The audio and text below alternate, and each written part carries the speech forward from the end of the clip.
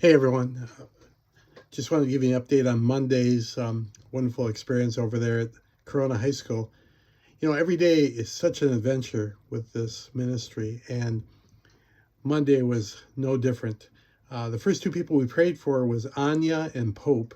Now, if you're familiar with that area, parking is a bear, and you have to park quite a ways to end up walking to our corner where our prayer booth is.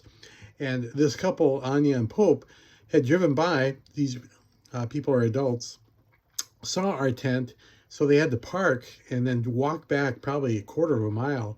And they walked up to us. We were just starting, and they said, "Yes, we'd like prayer." And I said, "Great." So we started investigating. And at first, Anya and Pope wouldn't give us anything to pray for.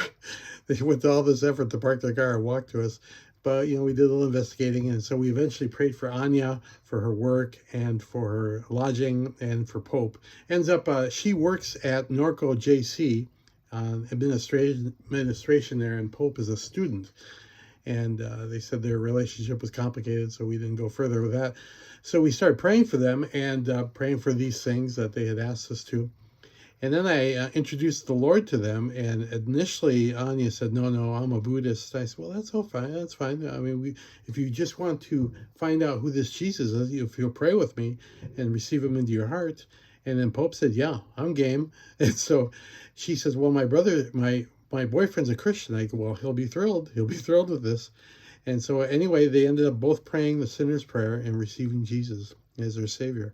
And I said, "Make sure you tell your boyfriend Jose what you did today." And so we were very excited. I was able to give them business cards I had just picked up on Sunday for my church because they live in Norco, which is near the vineyard there, Inland Vineyard. Then we prayed for Uriel and Brian and prayed for their grades. They both went to New Beginnings Church, so we were able to encourage them to continue to get involved with both the Christian club on campus as well as their church. Prayed for their grades. Then we prayed for Francisco.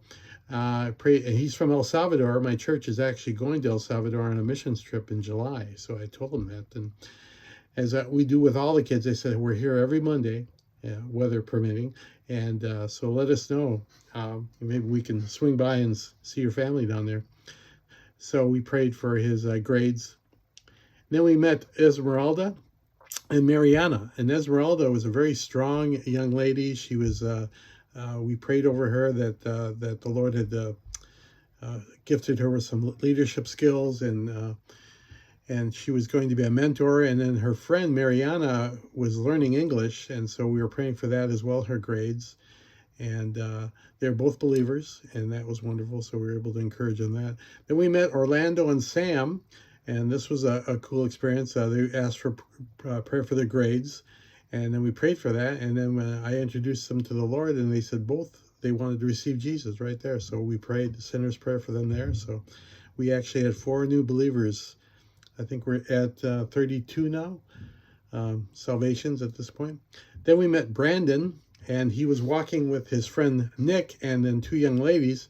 And Brandon wanted to talk to us, and Nick said no, and the 2 girls said no. And Brandon tried to encourage them, but they would just continue to walk on. So we prayed for them as well as Brandon, and we prayed for his grades, and it was a very good experience there.